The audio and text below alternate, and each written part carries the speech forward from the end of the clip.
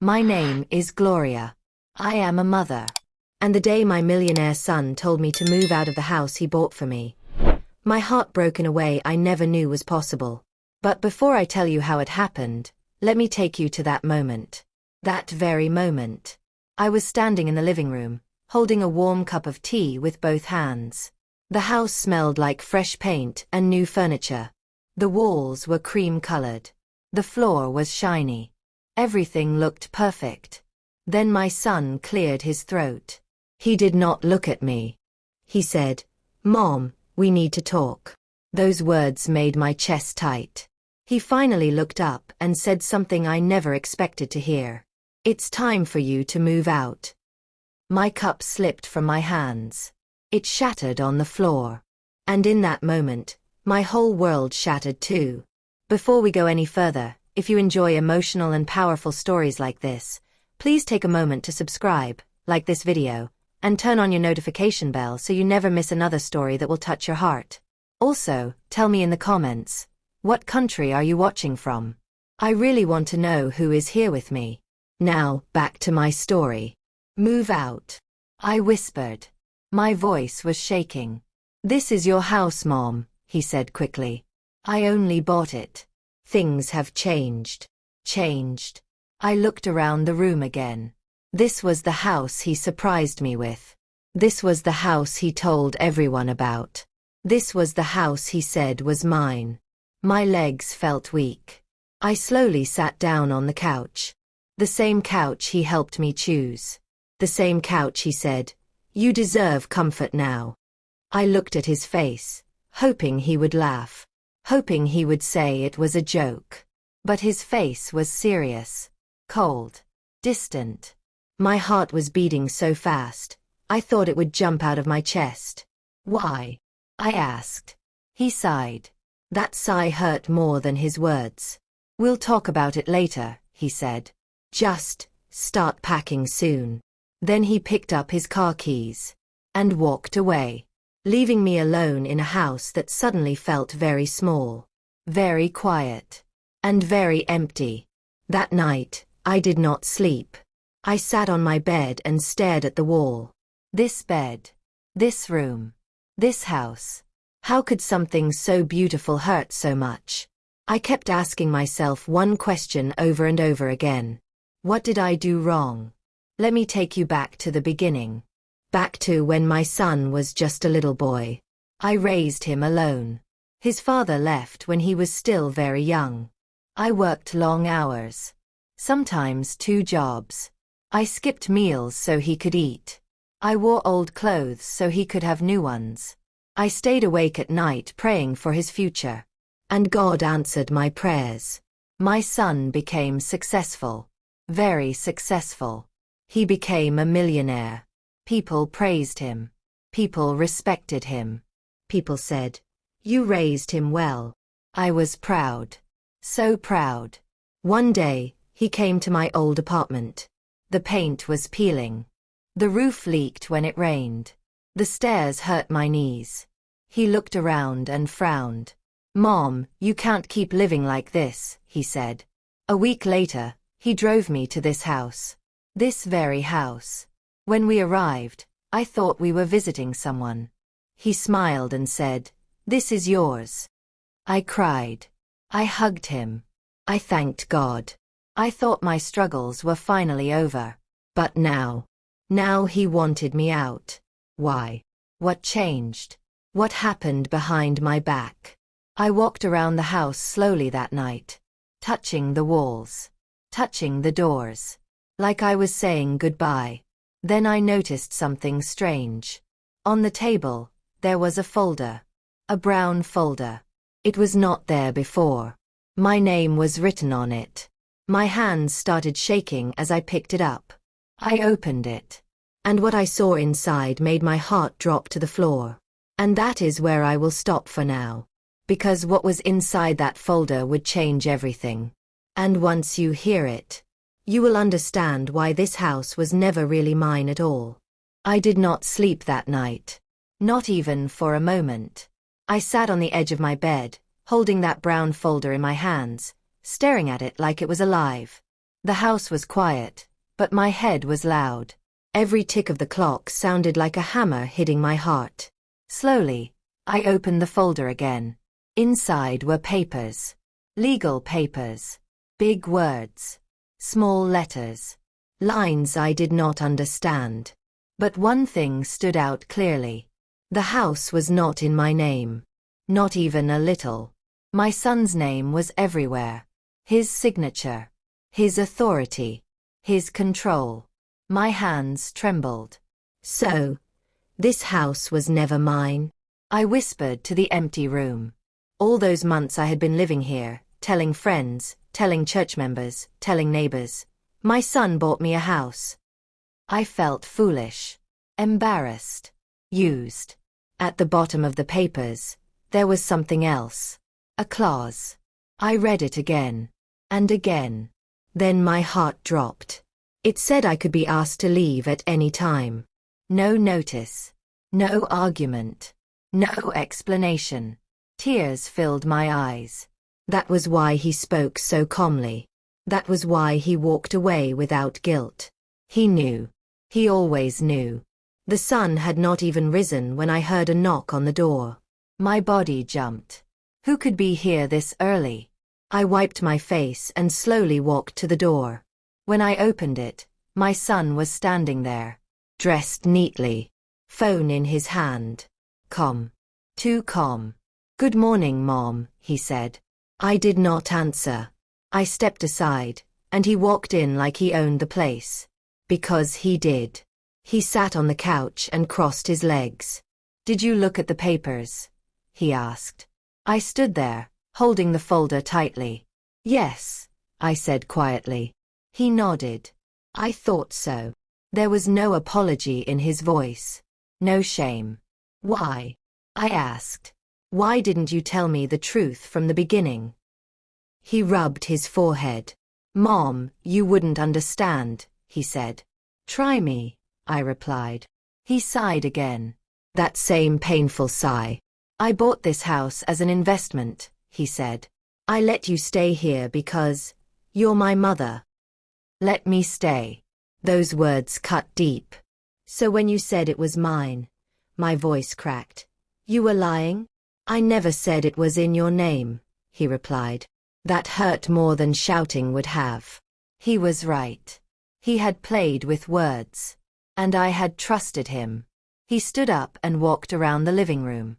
"This area has gone up in value," he said, like he was talking to a business partner, not his mother. "I'm planning something bigger." I looked at him. This was not the boy I raised. This was a stranger. "So where do you want me to go?" I asked. He paused. "I'll give you some money," he said. "You can find a small place. Something simple. Small. Simple. Like my old apartment. Like my old life." My chest tightened. "I gave you everything," I said softly. "Everything I had." He looked uncomfortable for a second. Just a second. "Mom, don't make this emotional," he said. "This is business." Business. I laughed. But there was no joy in it. Only pain. After he left, I sat on the floor and cried. Not loud. Just quiet tears. The kind that burn. I thought of all the nights I stayed awake worrying about his future. All the times I defended him when people doubted him. All the prayers. Was this the reward? Later that day, someone knocked again. This time, it was my neighbor. She smiled warmly. "I heard your son bought you this beautiful house," she said. I forced a smile. "Yes," I replied. But inside, my heart screamed. That evening, I went to church. I sat at the back. I listened. I prayed. I asked God one question. "What do you want me to do now?" As I was leaving, an old friend from years ago saw me. She hugged me tightly. "You look tired," she said. I almost told her everything. Almost. But then she said something strange. "I heard your son is planning to sell that house." My heart stopped. "What?" I asked. She looked confused. "Oh. I thought you knew, she said. People are talking. The room spun. Sell the house. He never said that.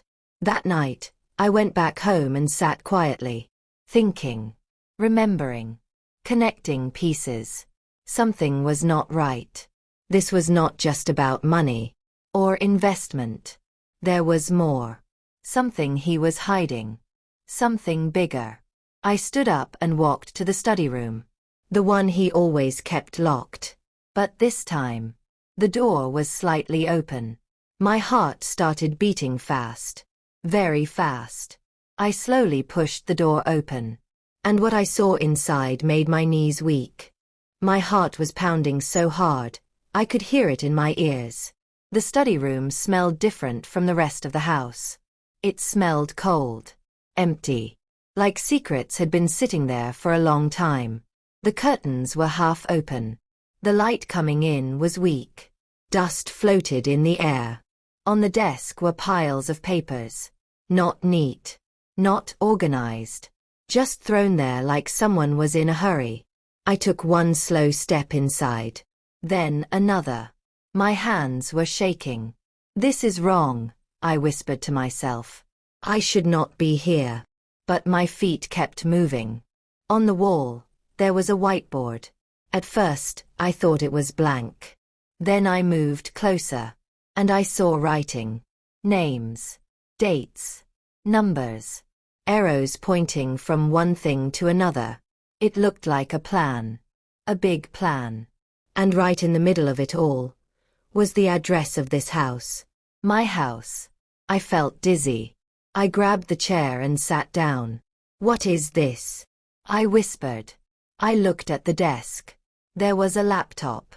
It was open. The screen was still on. My son must have been here recently. I hesitated. Then I touched the mouse. The screen changed. And my heart dropped. It was an email. Not one. Many. Emails about selling the house. Emails about profit. Emails about timelines. One subject line caught my eye. Final step. Remove occupant. Occupant. Was that me? I covered my mouth with my hand. Tears filled my eyes. I was not his mother in these emails. I was just an obstacle. Something in the way. I heard a sound behind me. My heart almost stopped. I quickly closed the laptop and turned around. No one was there. Just silence. I stood up and locked the door gently. I leaned against it and took deep breaths. This is real, I told myself. This is really happening. That night, I could not eat. I could not pray. I could not even cry anymore. I felt empty.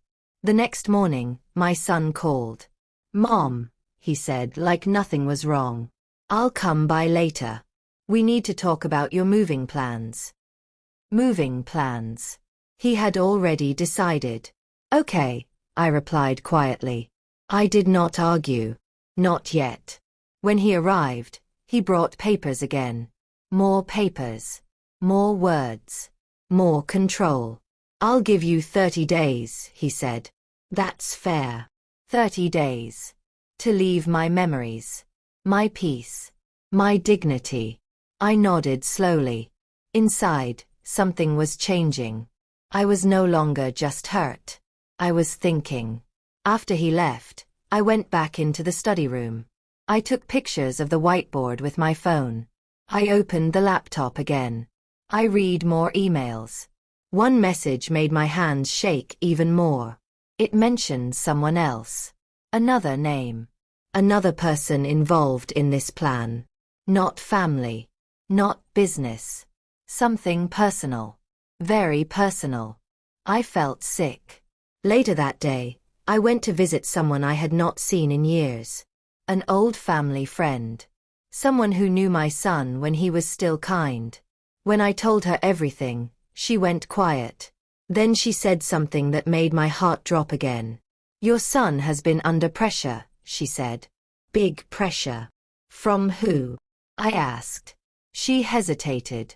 From someone who wants that house very badly. That night, I sat alone again, thinking, connecting, praying silently. This was not just about money. This was about control, about power, about choosing something over his own mother. I walked to my room and started packing slowly. Not clothes, not shoes, memories, old letters, photos, things that reminded me who I was, and who I still am. As I was packing, my phone buzzed. A message. From a number I did not recognize. It was short. Just one sentence. You need to leave that house before it's too late. My hands froze. My heart raced. Before it's too late? What did that mean? Who sent this? And what were they trying to warn me about? I looked around the room. The walls. The door. The window. For the first time since moving in, I felt unsafe. Very unsafe. And that was when I heard a sound downstairs. A door opening. Slowly. Quietly. But my son was not supposed to be here. My heart almost stopped. I stood completely still at the top of the stairs, holding my breath. The message on my phone was still glowing in my hand. You need to leave that house before it's too late. Then I heard it again. A soft sound. A footstep. Downstairs. Slow. Careful. This was not my son. I knew his walk. I knew the way he moved. This was different. Fear crawled up my spine. I quietly placed my phone on the bed and took one step toward the stairs. Each step felt heavy, like my legs were made of stone. Hello. I called out, my voice shaking. No answer. The house felt darker than usual. The lights downstairs were off. Only the small lamp near the kitchen gave a weak glow. I held the railing tightly and slowly went down the stairs. One step. Then another. My heart was beating so loud, I was afraid whoever was downstairs could hear it. When I reached the bottom, I saw a shadow move near the kitchen. Who's there? I asked. Then a man stepped into the light. I did not recognize him. He was tall, well-dressed. Calm. Too calm. Please don't scream, he said gently. I'm not here to hurt you. My hands were shaking. Who are you? I asked. He looked around the house like he was inspecting it. I'm someone who wanted to meet you, he said. But your son didn't want that. My chest tightened. My son. I repeated. The man nodded. My name doesn't matter, he said. What matters is this house. I felt weak. What about it? I asked. He sighed and looked at me with something close to pity. You were never supposed to stay here this long, he said. Those words hit me like a slap. What do you mean? I asked. He stepped closer. This house is part of a deal, he said. A very big deal. And your presence is delaying things. My mind raced. A deal. So, the message, I whispered. Was that from you? He nodded slowly. I was trying to protect you, he said. Things can get ugly when money is involved. Protect me? From my own son? Why didn't he tell me? I asked. The man laughed softly, but there was no joy in it. Because telling you the truth would make him look like the villain, he said. Tears filled my eyes. I raised him, I said quietly. I trusted him. The man looked away. People change, he said. That night, I did not call the police. I did not scream. I just listened. He told me enough to break my heart, but not enough to fully understand. He told me my son promised him the house. He told me there was pressure, deadlines, money already exchanged, and one final condition. You need to be gone, he said. Soon. How soon? I asked. He looked at his watch. Very soon. After he left, I locked every door. I sat on the floor and cried until my chest hurt. My son did not just lie to me. He put me in danger. The next day, he came over like nothing happened. Smiling. Relaxed. "Mom," he said, "have you started packing?" I looked at him. Really looked at him. This was the boy I carried. The boy I protected. The boy I loved. "Yes," I said quietly. He smiled. "Good," he said. "That makes things easier." Easier. I wanted to scream. But instead, I asked one question. "Is someone else involved?" I asked. He froze. Just for a moment. Then he laughed. "You're imagining things," he said. But his eyes told the truth. That night, I made a decision. I would not leave quietly. I would not leave confused. If I was going to lose this house, I needed to know why. I went back to the study room. Again. This time, I searched deeper. Behind books. Inside drawers. Under files. And then I found it. A small envelope. Hidden. My name was written on it. My hands shook as I opened it. Inside was a letter. Written by my son. The date was months ago. Before he gave me the house. Before the smiles. Before the lies. I started reading. And halfway through the letter, my legs gave out. I dropped to the floor. Because the words on that paper revealed something far worse than I ever imagined. Something that explained everything. My hands were shaking so badly, the paper rattled like dry leaves. I sat on the cold floor of the study room, my back against the wall, staring at the letter in my hands. For a long moment, I could not read another word. My eyes were open, but my mind refused to move forward. Because deep inside I already knew. Whatever was written there would hurt more than everything that had happened so far. I took a slow breath. Then I continued reading. "Mom, if you ever find this letter, it means things did not go the way I planned. I want you to know that I never meant to hurt you." I let out a bitter laugh. Never meant to hurt me? My chest felt tight. I kept reading. I bought the house because I needed it. Not for living. Not for love. But as leverage. Someone important helped me get where I am today. And now, they want something in return. My heart began to pound again. Leverage. Return. The house was supposed to look like a gift. A good story. A clean image. You living there made people trust me more. Trust. So that was it.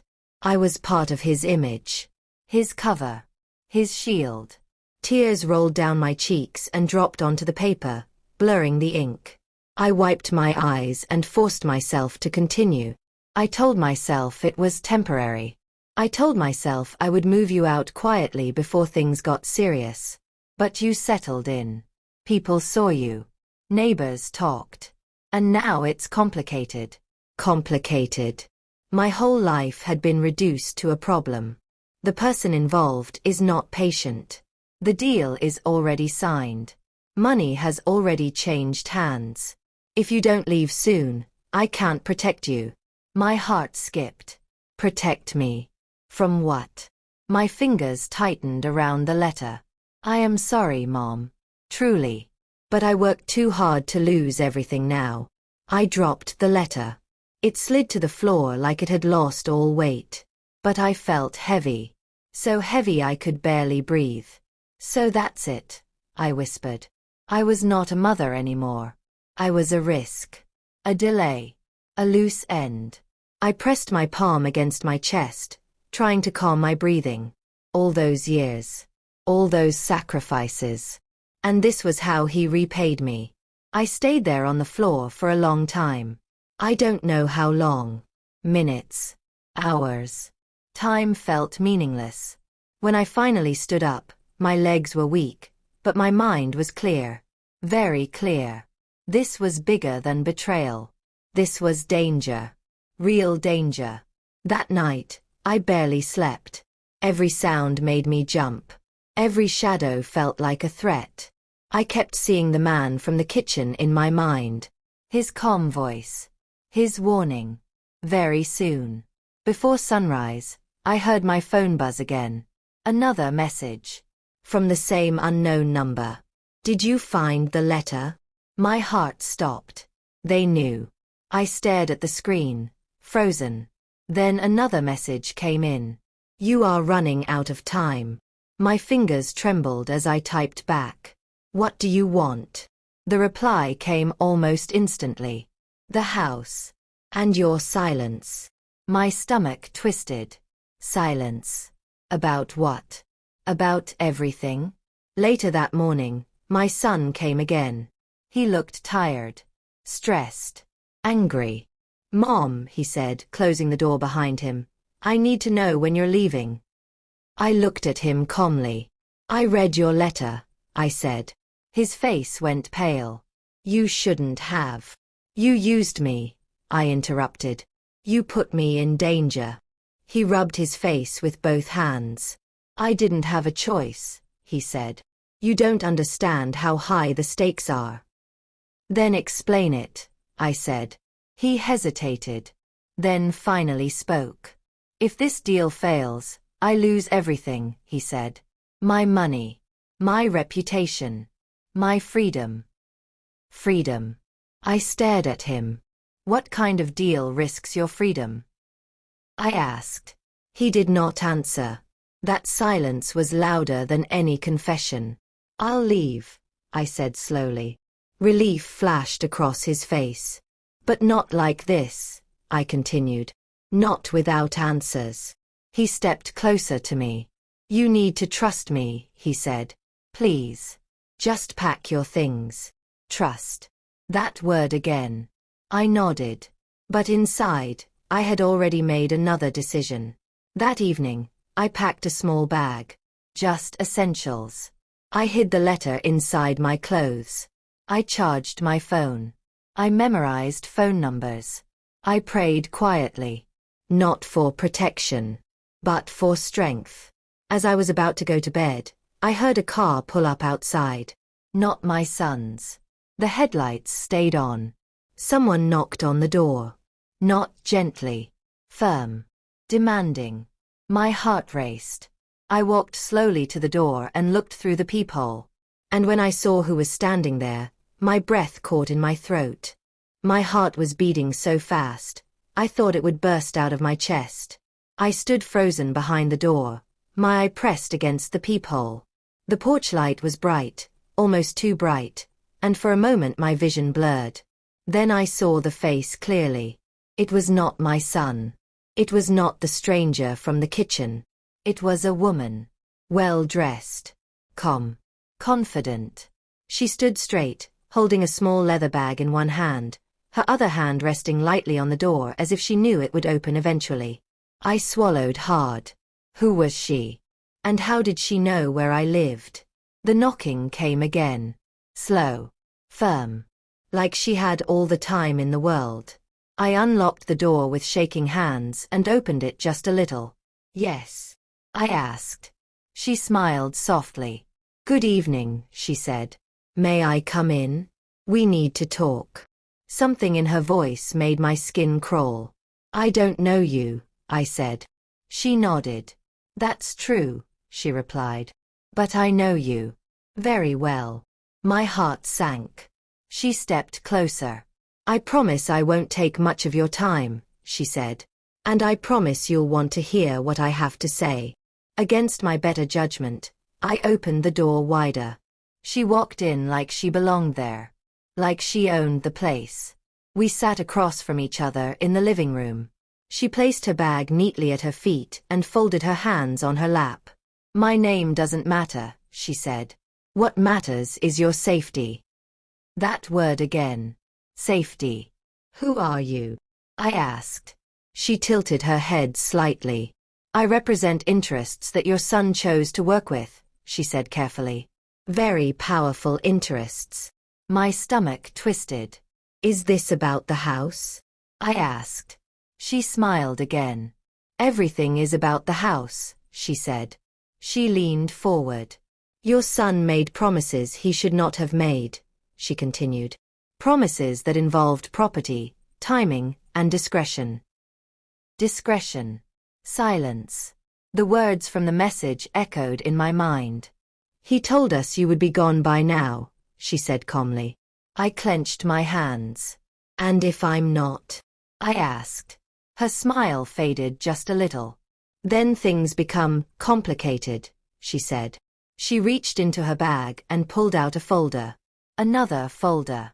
Just like the brown one. She slid it across the table toward me.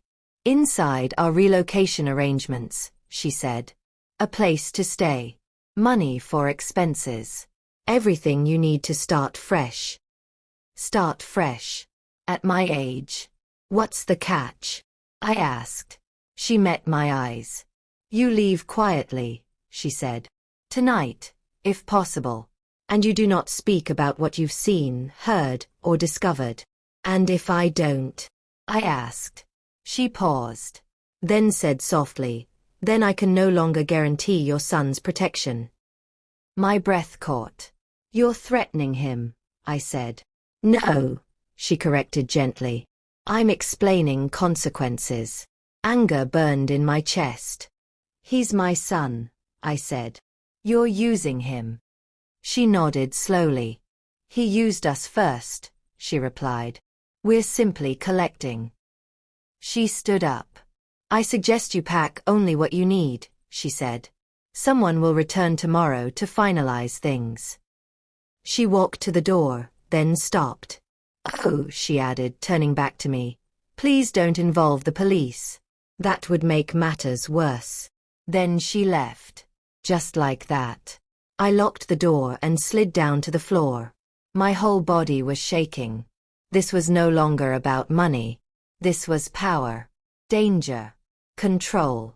I thought of my son. Scared. Trapped. But still willing to sacrifice me. Minutes later, my phone rang. It was him. Did someone come by? He asked quickly. Yes, I said. There was silence on the line. Then he whispered, I'm sorry, Mom. That was the first real apology I had heard. They're serious, he said. You need to leave. What did you get yourself into? I asked. He did not answer. I never meant for you to be part of this, he said. Please. Just go. I closed my eyes. All my life I protected you, I said. Now you're asking me to protect you again. I know, he said quietly. After the call, I packed. Slowly. Carefully. Not because I wanted to leave. But because I needed time to think. As I folded my clothes, something caught my eye. A document sticking out from under the bed. I pulled it out. It was not mine. It was old. Stamped. Official. And it had my son's name on it. But the date was from years ago. Before he became rich. Before everything changed. My heart raced as I read the title. It explained everything. The money. The pressure. The fear. And the reason he could never walk away from these people. I sat on the edge of the bed, holding that document like it was on fire. My hands were shaking. My mouth was dry. The title alone made my stomach twist. It was a legal record. Stamped. Signed. Official. And it was dated years before my son ever became rich. Before the big houses. Before the expensive cars. Before the people who suddenly called him, Sir. I swallowed hard and began to read. The document explained that my son had once been investigated. Not charged. Investigated. For financial misconduct. Hidden money. Deals that crossed lines. The case was closed quietly. Not because he was innocent. But because someone powerful stepped in. Someone who saw potential. Someone who made him an offer. Success. In exchange for loyalty. My heart pounded. So this is it, I whispered. His success was not a miracle. It was a bargain. I read further. The document talked about obligations. Unspoken rules. Assets that could be claimed at any time. Including property. Including this house. The house was not just an investment. It was a guarantee. A promise that he would obey. And I was living inside that promise. Tears streamed down my face. I thought back to the early days. The sudden change in his lifestyle. The way he avoided questions. The way he stopped coming to church. The way he stopped asking for advice. I blamed success. But it was fear. My phone rang again. It was him. "Mom," he said. His voice was weak. "Did you find it?" "Yes," I replied. There was a long silence. Then he spoke. "I didn't know how to tell you," he said. "I thought I could fix it. I thought I could finish the deal and walk away." "But you can't," I said. "No," he admitted. "They never let you walk away. Why didn't you ask for help?" I asked. "Because I was ashamed," he said. "And because I didn't want you to see me like this." My chest tightened. All his life, I had seen him strong. Now I finally saw the truth. He was trapped. "I'm leaving tonight," I said. "I know," he replied. "They told me." That hurt. "They control everything," he continued. "My accounts. My properties. Even my movements."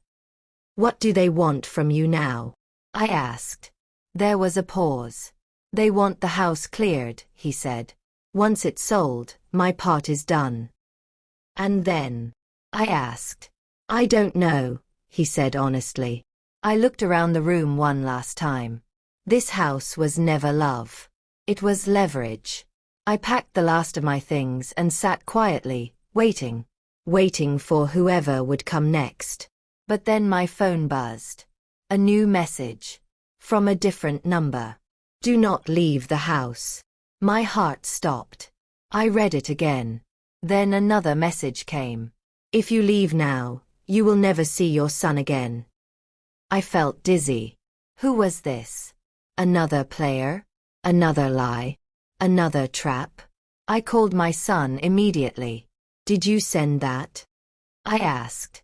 "No," he said quickly. "Mom, listen to me. Do not trust anyone else." "But they said."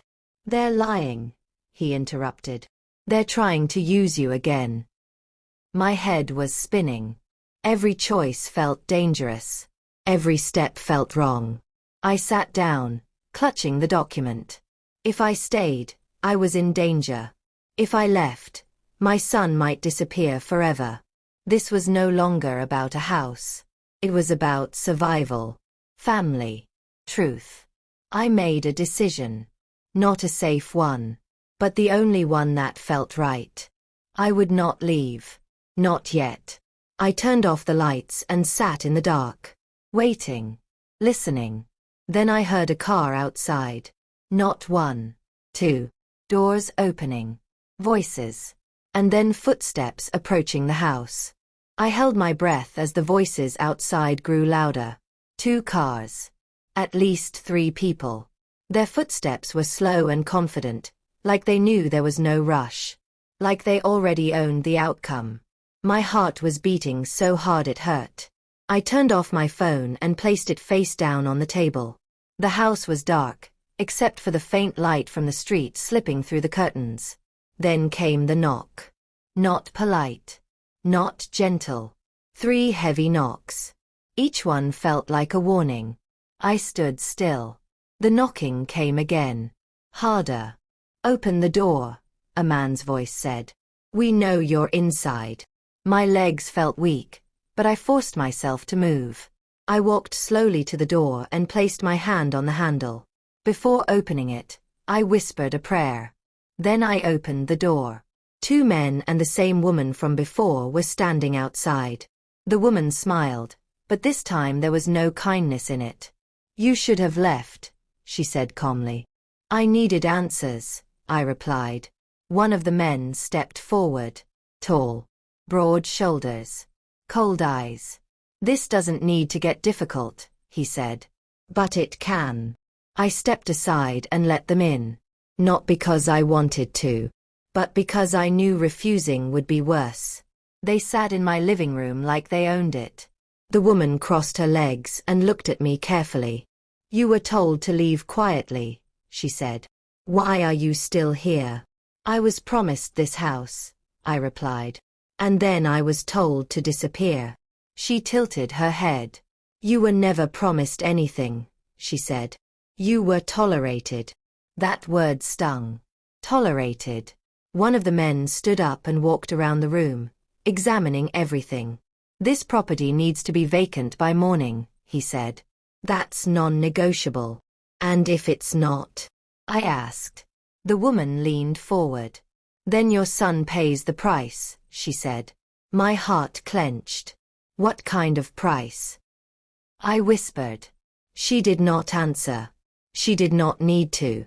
I felt anger rise in my chest. You used him, I said. And now you're using me. She smiled thinly. He came to us, she said. Desperate. Ambitious. Willing. The truth hurt, but I already knew it. Leave tonight, she continued. Or tomorrow will be very ugly. One of the men placed a document on the table. A final notice. Eviction. Immediate. Signed. Stamped. Cold. Suddenly, my phone buzzed. Everyone froze. I had forgotten to turn the sound off. The woman's eyes narrowed. Who is that? She asked. I looked at the screen. It was my son. I answered. Mom, he said quickly, panic in his voice. Are they there? Yes, I replied. He took a sharp breath. Please, he said. Do what they say. I'll fix this. I promise. Fix it how? I asked. There was silence. Then he said quietly, by giving them what they really want. I felt dizzy. What do they really want? I asked. He didn't answer. The woman reached out and took the phone from my hand. We'll talk to him, she said. You focus on packing. She ended the call. They stood up. You have until sunrise, she said. After that, we stop being polite. Then they walked out. Just like that. Leaving me alone in the silence. I locked the door and leaned against it, shaking. Sunrise. Only a few hours away. I packed faster this time. Hands moving on their own. My mind racing. What did my son mean? What did they really want? I opened my bag and looked at the documents I had hidden. The letter. The investigation record. The deal. Pieces of a puzzle. Then it hit me. The house was not the final payment. It was bait. They wanted something else. Something bigger. Something my son was hiding. My phone buzzed again. A message from him. I'm coming. Please wait. My heart raced. Coming. That was dangerous. Very dangerous. I replied quickly. Don't. They're here. The reply came instantly. I can end this. I sat on the bed, tears running down my face. A mother's fear is different. It is not about herself. It is about losing her child. The sky outside slowly began to change. Dark blue. Then gray. Sunrise was coming. I heard a car approaching fast. Brakes screeching. A door slamming. Then footsteps running toward the house. I rushed to the window. And when I saw who was running up the driveway, my heart dropped. I ran to the door before my mind could catch up with my body. I already knew who it was. I felt it in my bones. When I opened the door, my son stood there, breathing hard, his face pale, his eyes wild with fear and determination. Mom, he said, stepping inside. Lock the door. I did. My hands were shaking so badly I could barely turn the lock. You shouldn't be here, I whispered. They'll come back. I know, he said. That's why I came. He walked into the living room and looked around, like he was seeing the house for the last time. They gave you until sunrise, he said. Yes, I replied. He nodded slowly. Then we don't have much time. He sat down across from me, his elbows on his knees, his hands clasped tightly. I lied to you, he said. About a lot of things. I know, I replied softly. There's something you still don't know, he continued. Something worse. My heart sank. Tell me, I said.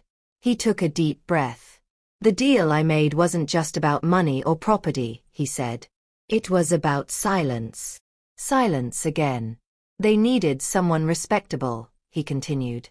Someone clean. Someone with a family. They needed a front. My chest tightened. And now? I asked. And now they're done with me, he said. They're moving on to someone else. But before they do, they want to erase every loose end. I felt cold. That includes me, I whispered. He nodded. And you, he said. Suddenly, headlights flashed through the window. A car pulled up. Then another. They're here, I whispered. He stood up. Listen to me, he said urgently. I can still stop this. How? I asked. By giving them what they really want, he said again. He reached into his jacket and pulled out a flash drive. This, he said, holding it up. It has everything. Names. Accounts. Proof. My breath caught. If you give them that, I said, they'll destroy you. He shook his head. No, he said. They'll protect themselves. They'll let us go to keep it buried. I grabbed his hand. You can't do this, I said. You'll lose everything. I already have, he replied quietly. There was a knock. Hard. Urgent. He looked at me. Whatever happens, he said, I need you to trust me one last time. Tears filled my eyes. I nodded. He opened the door. The same woman stood there, the two men behind her. You're early, she said, looking at him. Let's end this, he replied. They sat again in the living room. Tension filled the air. I have what you want, my son said, placing the flash drive on the table. The woman's eyes narrowed. And what do you want in return? She asked. My mother walks away free, he said. No threats. No tracking. No more pressure. She laughed softly. You don't have that kind of power, she said. He leaned forward. I do now, he said. Because if anything happens to us, this data goes public. Silence. Real silence. For the first time, they looked uncertain. The woman picked up the flash drive. This better be worth it, she said. It is, he replied. She studied his face.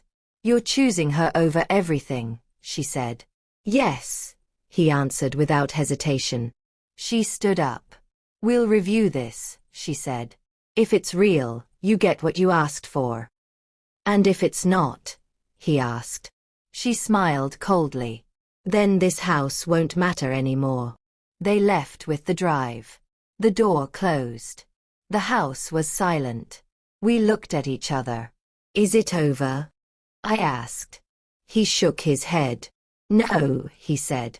Now we wait. Suddenly, his phone buzzed. His face went pale as he read the message. What is it? I asked. He looked up at me slowly. They're coming back, he said. With an answer. The waiting was worse than the fear. We sat in silence, side by side on the couch, listening to every sound outside. A car passing. A dog barking far away. The soft hum of the refrigerator. Each noise made my heart jump. My son stared at his phone, his hands tight around it. I watched his face. For the first time in years, he did not look powerful.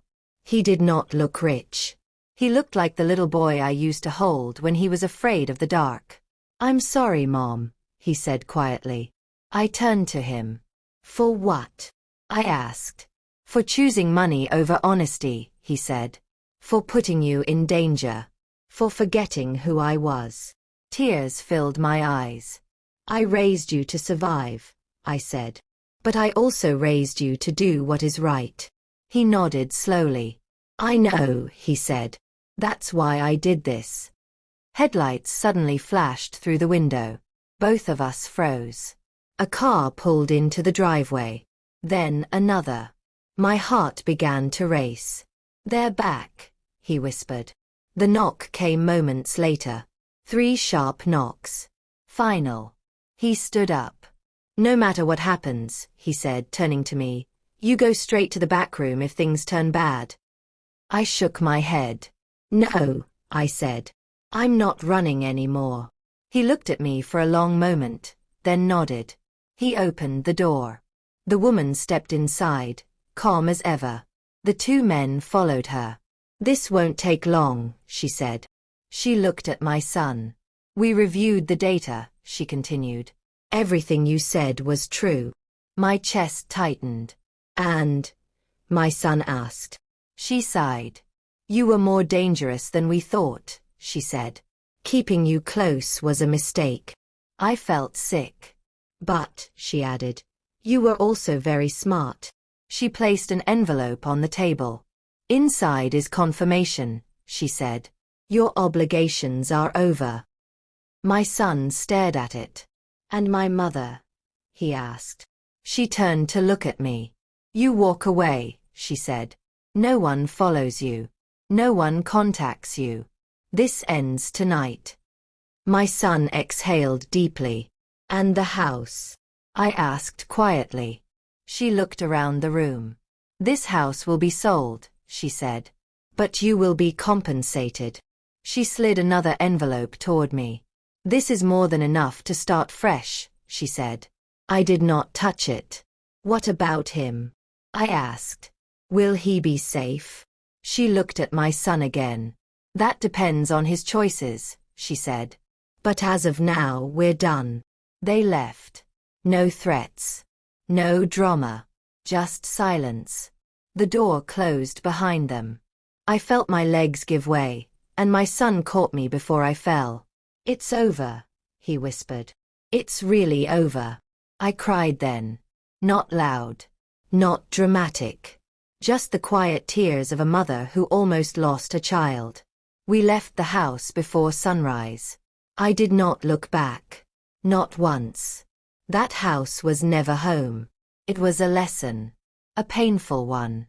Weeks later, I was settled in a small, peaceful place. Nothing fancy. But safe. Warm. Mine. My son visited often. Not with gifts. Not with promises. But with honesty. He sold his businesses. He stepped away from that life. It was not easy. But he was free. And more importantly, he was himself again. One evening he sat across from me and said, "I almost lost you." I smiled softly. "You found your way back," I said. "That's what matters." So let me ask you something. If you were in my place, would you choose comfort built on lies? Or truth that costs everything? If this story touched your heart, please like this video, subscribe to the channel, and turn on the notification bell so you never miss another powerful story. Also, tell me in the comments, what would you have done in my place? Because sometimes, the biggest price we pay is forgetting who we are. Thank you for listening.